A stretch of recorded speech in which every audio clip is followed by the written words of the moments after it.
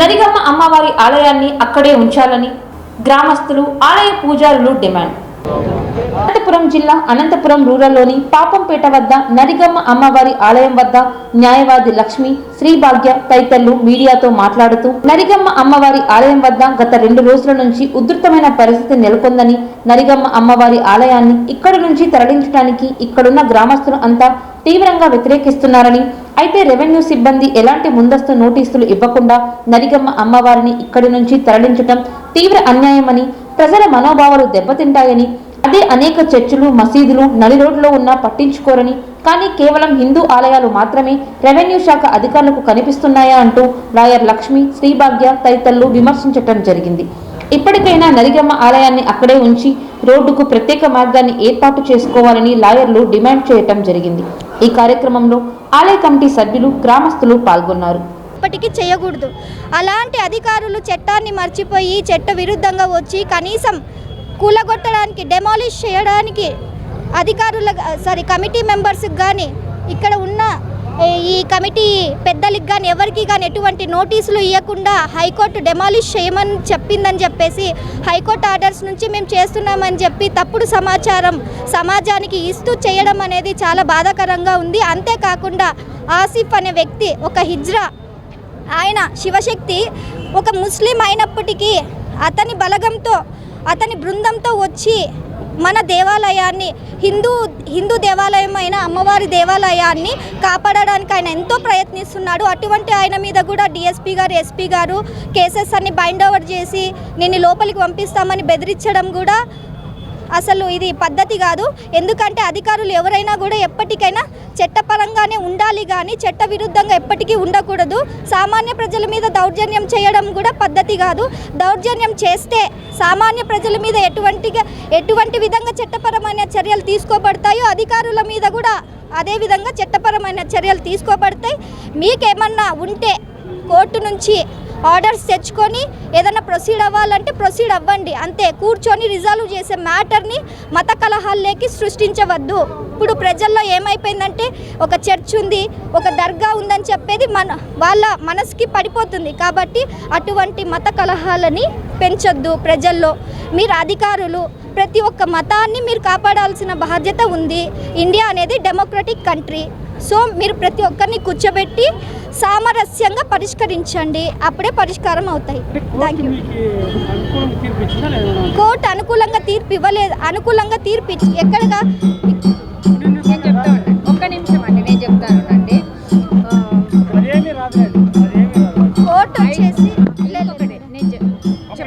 Court వచ్చేసి అనుకూలంగా తీర్పు ఏమంటే గుడిని డెమాలిష్ చేయమని ఎక్కడ ఆర్డర్ ఇవ్వలేదు. కావాలంటే మీరు ఆర్డర్ కాపీ కూడా చూడొచ్చు. కోర్టు చెప్పింది ఏంటి అంటే వాళ్ళ నుంచి ఒక అప్లికేషన్ను, దాంతోపాటు ఒక అఫిడవిట్ను తీసుకొని 5 సెంట్ల భూమిని కేటాయించి గుడిని అక్కడికి మార్చమని చెప్పింది. కానీ మన కమిటీ మెంబర్స్ ఏంటి 50 సెంట్లని వాళ్ళు కోరుతున్నారు. కాబట్టి దేవుని మాన్యం భూములు ఉన్నాయి, ఎక్కడికైనా వాళ్ళకి అలాట్ చేసి ఇవ్వచ్చు. కానీ ఇంత దౌర్జన్యం చేసిన తర్వాత 75 ఏండ్ల నుంచి అమ్మవారు ఇక్కడే స్వయంభుగా వెలిసి ఉన్నారు.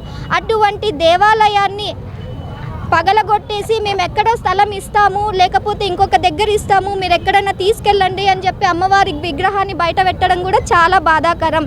దయచేసి ఇప్పుడు హైదరాబాద్లో కానీ, బెంగళూరులో కానీ చాలా దేవాలయాలు ఉన్నాయి, అమ్మవారి దేవాలయాలు. అక్కడ వాళ్ళు రోడ్ వైడనింగ్ ఎలా చేసుకోవాలో అలా చేసుకుంటున్నారు. మీరు కూడా అటువంటి ప్లాన్స్ ఏమైనా తీసుకొని రోడ్ వైడనింగ్ ఎలా చేయాలో మీరు చూసుకొని చేయండి. అంతేగాని ఈ హిందూ దేవాలయాల్ని కూలగొట్టడం అనేది పద్ధతి కాదు. ఎందుకంటే చర్చిలు కానీ, దర్గాలు కానీ రోడ్డులోనే ఉన్నాయి. ఇంతవరకు ఎవరు వాటి గురించి మాట్లాడలేదు. హిందూ దేవాలయం మీద అదే పనిగా వస్తుంది అంటే హిందువుల మనోభావాలు కూడా దెబ్బతింటాయి. వారు ఎటువంటి చర్యలు తీసుకోవాలో అటువంటి చర్యలు తీసుకుంటారు.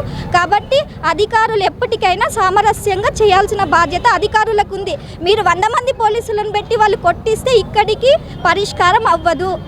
ఇంకా ఇది పెరుగుతుందే తప్ప తగ్గేది ఏముండదు. ఇప్పుడు ఉన్నాయి అక్కడ మాట్లాడిన వాళ్ళు ఇక్కడ ఎందుకు మాట్లాడుతున్నారు అని ఒక హిందువు కూడా బాధపడతారు. కాబట్టి ఏదున్నా అధికారులు సామరస్యంగా దీన్ని రిజాల్వ్ చేయాలని కోరుకుంటున్నాను. నేను 10 ఇయర్స్గా అనంతపూర్ కోర్టులో ప్రాక్టీస్ చేస్తున్నాను. నా పేరు సి భాగ్య. కాకపోతే ఇక్కడ ఫస్ట్ నుంచి లాస్ట్ వరకు నేను గుడి గురించి చూస్తున్నాను. యాజువల్గా ఇక్కడ జరిగింది ఏమంటే వాళ్ళను ఎక్కువ అధికారులు ఒత్తిడి పెట్టడం వల్ల వీళ్ళు కమిటీలో పూజారి గారు ఏమైందంటే హైకోర్టుకి వెళ్దాము, కొన్ని రోజులు మనకు టైం వస్తుందని వెళ్ళారు. కానీ అక్కడ ఆర్డర్ ఏముంది, వీళ్ళు 1 ఎకరా అని అలాట్ చేశారు. వీళ్ళు ఎవరైతే ఉన్నారో రాజకీయంలో పరోక్షంగా ఉన్నవాళ్ళు, కానీ 1 ఎకరా గుడి టెంపుల్ మీద అలాట్ చేశారు. కానీ ఆ 1 ఎకరాలో వాళ్ళే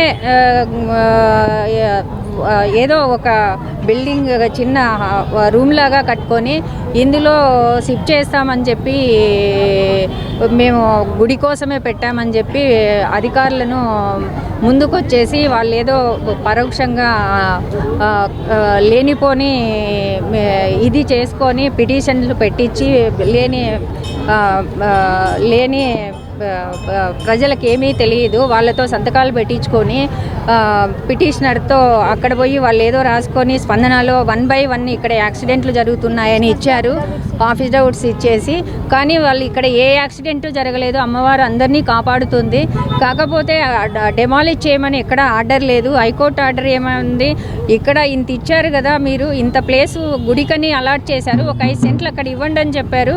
కానీ 5 సెంట్లు అఫిడవిట్ ఇవ్వండి అధికారికంగా అని చెప్పేసి గుడికి అలాట్ చేయండి అని చెప్తే, హైకోర్టు చెప్తే వీళ్ళేం చేశారు, మీరు మాకు కూడా ఇవ్వండి, మేము వెళ్తాంలేండి, మేము రెడీ చేసుకుంటామని వీళ్ళు అన్నారు. కాకపోతే ప్రొసీజర్ ఫాలో కాకుండా హైకోర్టు ఆర్డర్ ఉందని చెప్పి వీళ్ళను అధికారికంగా చాలా ఇబ్బందులు పెడుతూ ఫోన్లు చేస్తూ ఫోన్లలో అరెస్ట్ చేస్తూ వీళ్ళను ఇది చేస్తే, వీళ్ళు వచ్చేసి వీళ్ళు లెటర్ కూడా ఇమ్మన్నా కూడా మీరు ఏం అలాట్ చేస్తున్నారు, సర్వే చేసి స్కెచ్ ఇవ్వండి అంటే వీళ్ళు ఇవ్వకుండా మేము మా ఇష్టం మేము చేస్తామని ఫోన్లలో బెదిరిస్తూ ఇక్కడికి వచ్చి ఆ లేడీస్ను కూడా నానా మాటలని అధికారులు ఎంఆర్ఓ కానీ ఆర్డీఓ గారైనా కూడా బెదిరించడం జరిగింది. కాకపోతే మేము చేస్తామని అప్పటికప్పుడు ఇది చేసుకొని వాళ్ళు రైట్ ట్రయల్గా వచ్చి వీళ్ళ మీద దౌర్జన్యంగా కూల్చడం జరుగుతుంది.